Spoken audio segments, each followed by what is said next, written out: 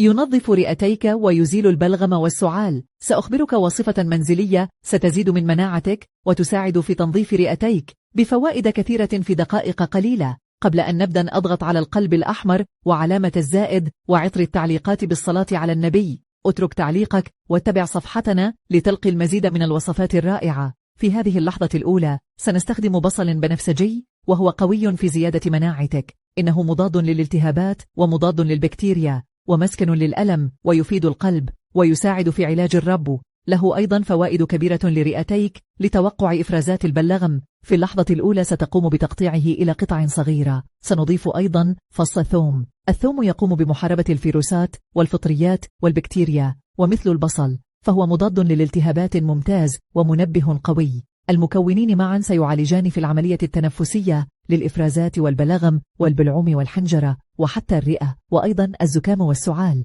بعد القيام بكل هذا ستجمعهما وتضعهما على النار للطهي لإطلاق جميع المواد الموجودة في هاتين المكونين على النار. سنضيف المكونات 300 مل من الماء سيكون كافيا، ثم يتم تركها تغلي لمدة 5 دقائق أثناء غليان الماء.